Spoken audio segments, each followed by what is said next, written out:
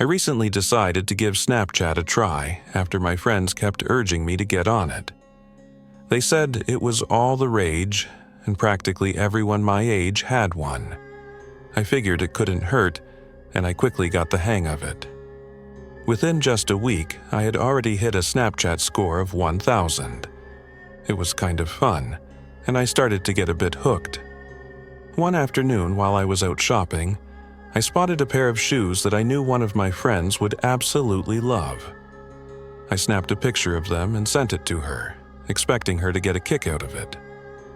She opened the snap after a few minutes, but she didn't reply.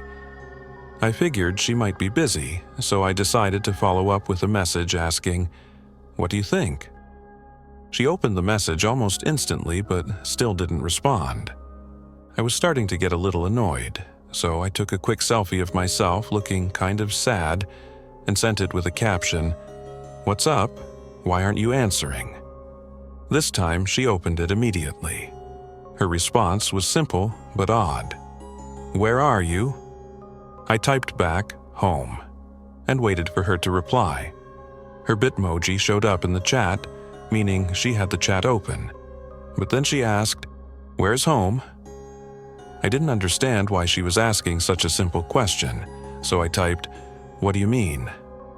and waited for her to clarify. Her reply, though, sent a chill down my spine. "What is your address?" That's when my gut told me something wasn't right. The way she was acting felt off, and I had a sudden sense that I wasn't talking to my friend anymore. I quickly closed the chat and decided to go over to her house. When I got there, she was a bit shaken up, but explained that she had lost her phone the day before. Someone must have found it and was using it to mess with me. I felt a little relieved, but at the same time I couldn't shake the feeling that something wasn't adding up. After a short conversation, I decided to leave and head back home. My mind was still buzzing with thoughts about what had just happened, so I started to look around to make sure I wasn't being followed. I lived in a quiet neighborhood, but the whole thing felt strange. Both my parents were out of town for the weekend, and my brother was away on a trip, so I was home alone. It was the kind of night where you feel like something could go wrong at any moment, and I couldn't shake that feeling.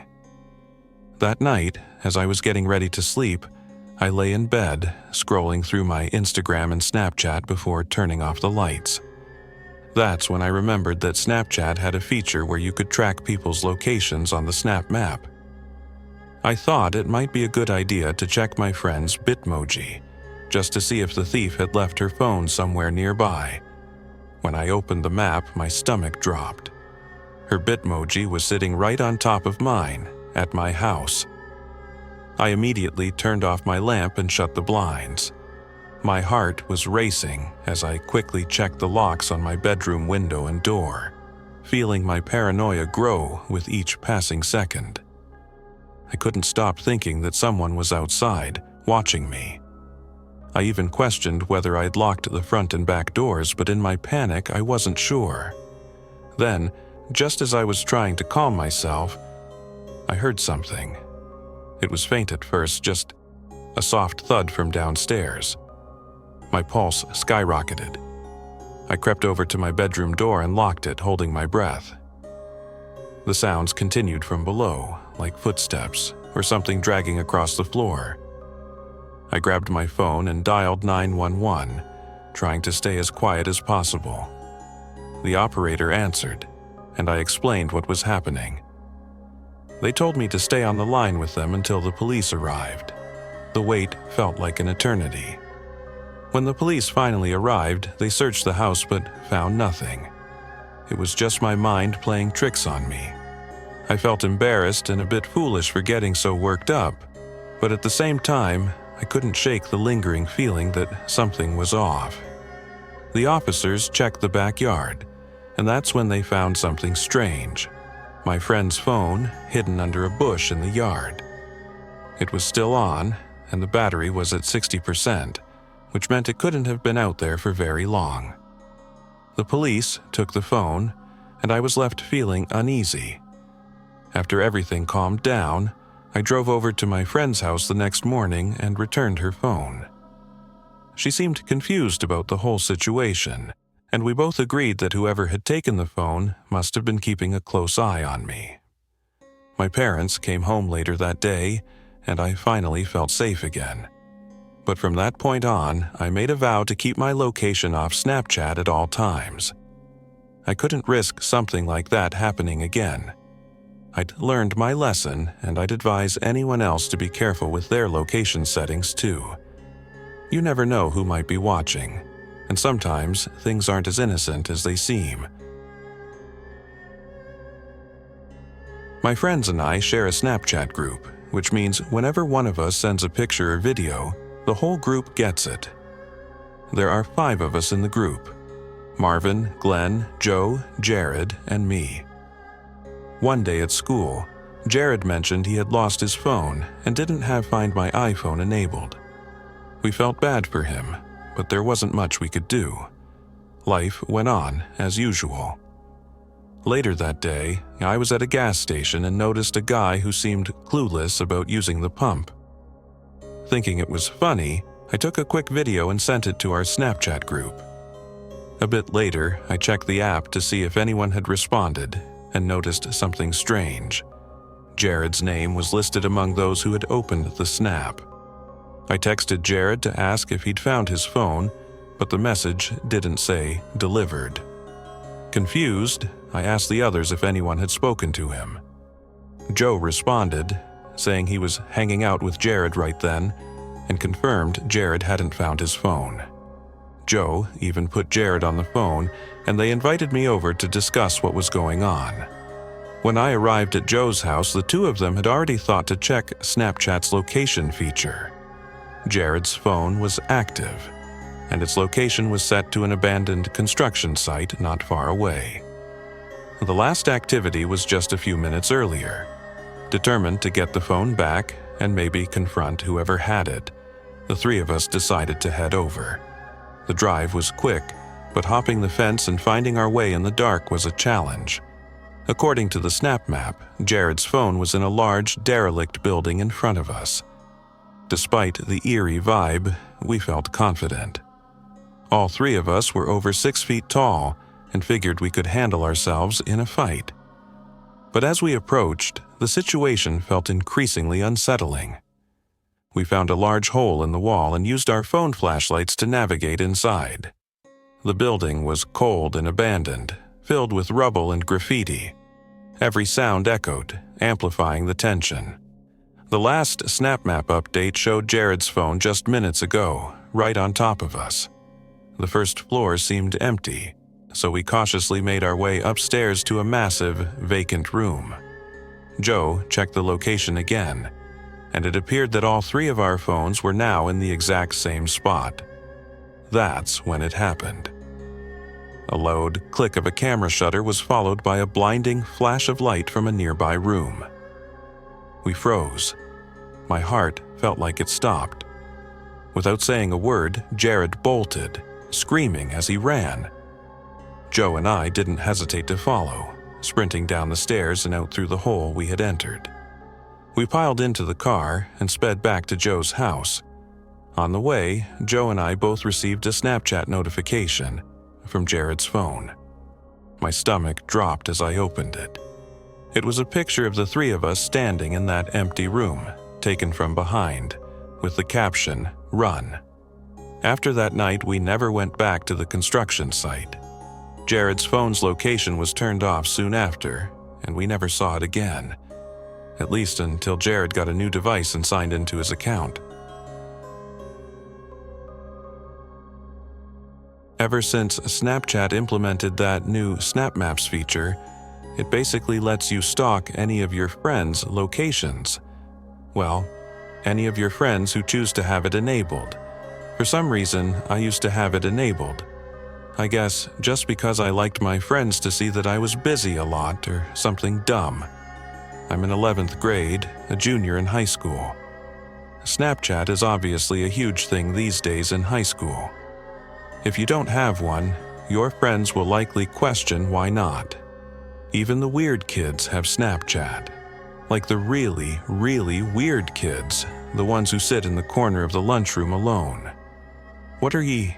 Maybe it sounds specific in saying that because I am being specific. There was a kid named Zach.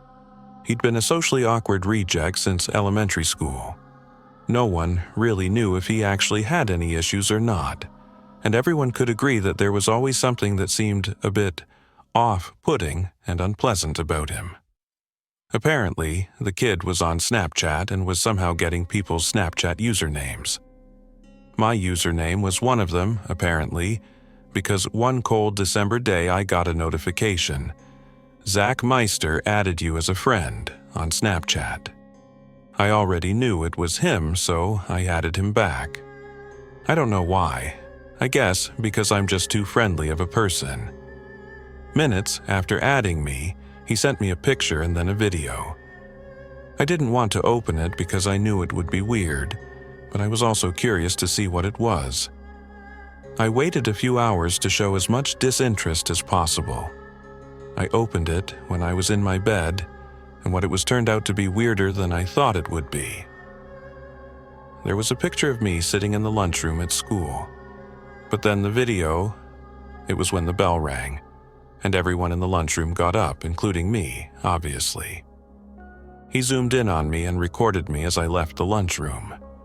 The worst part was the caption at the bottom, which said, "Cute LOL."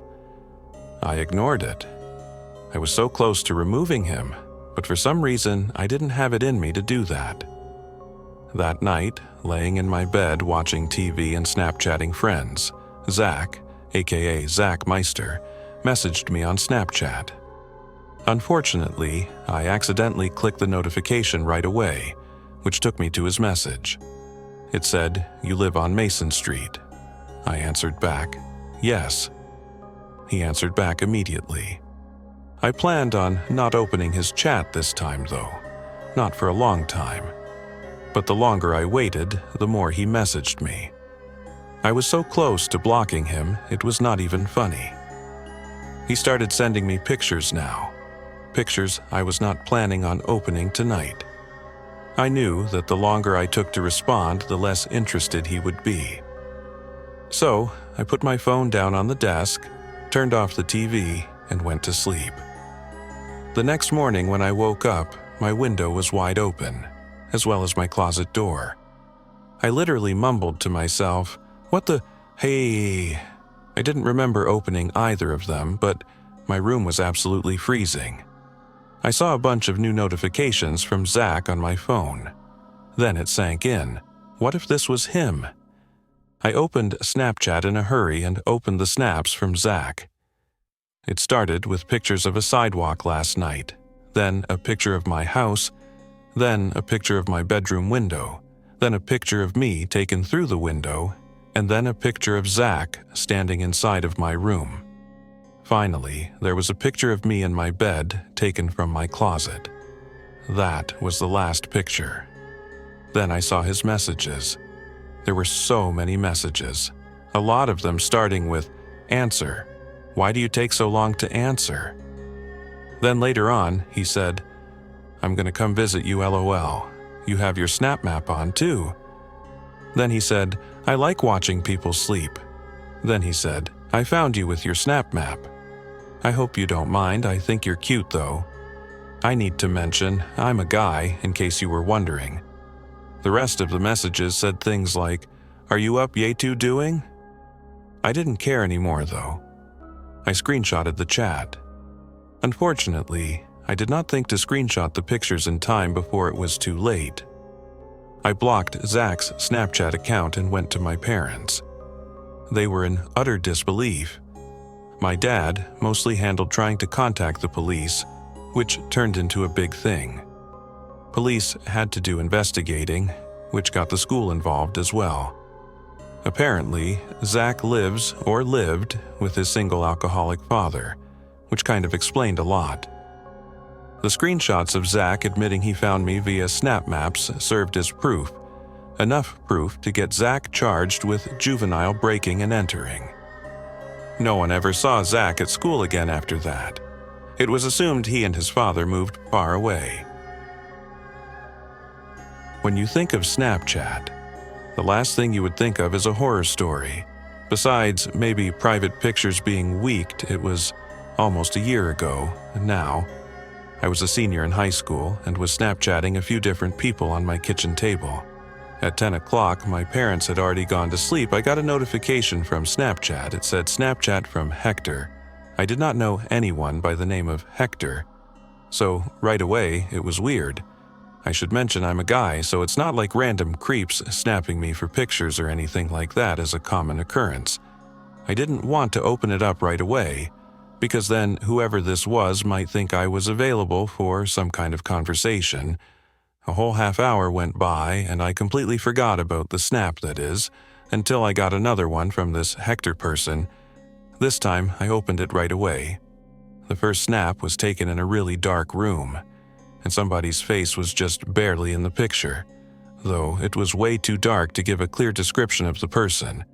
All I could tell was the person was a bit darker skinned. The next picture was taken outside, facing a road.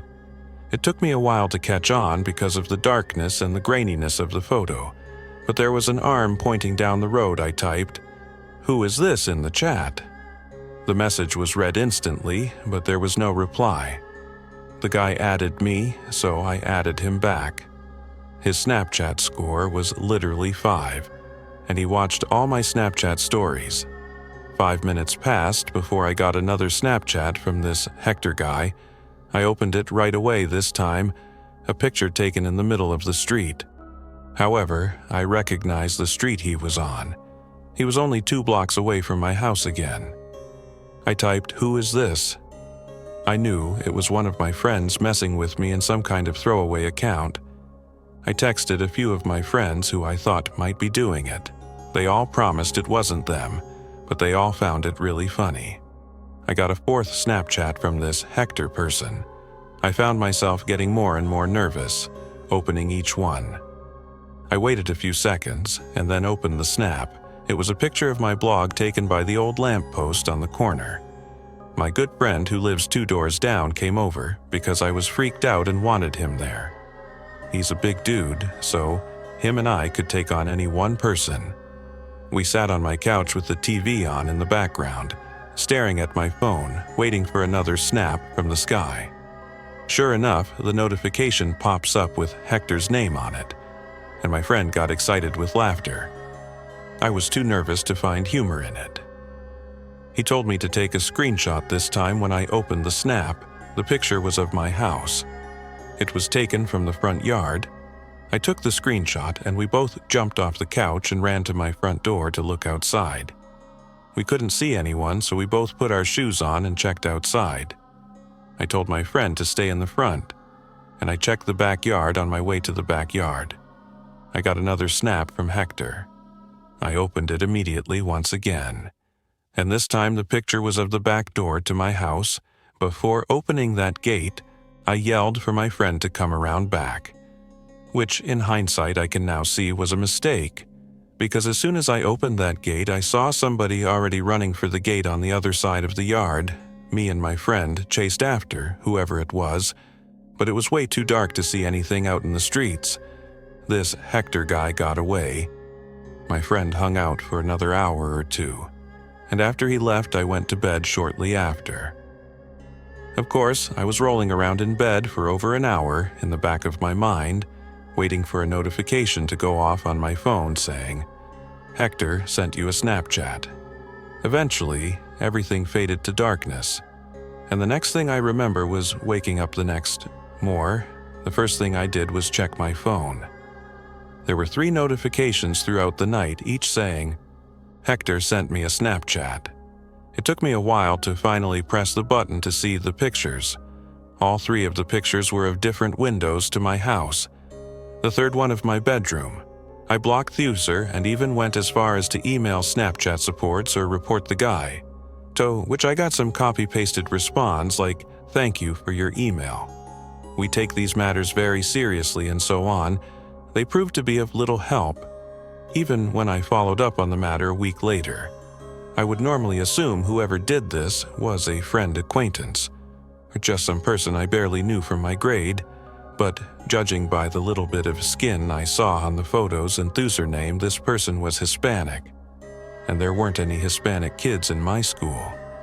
It still freaks me out to this day, wondering who the hell this Hector person actually was, how he knew me, my Snapchat username, and my address.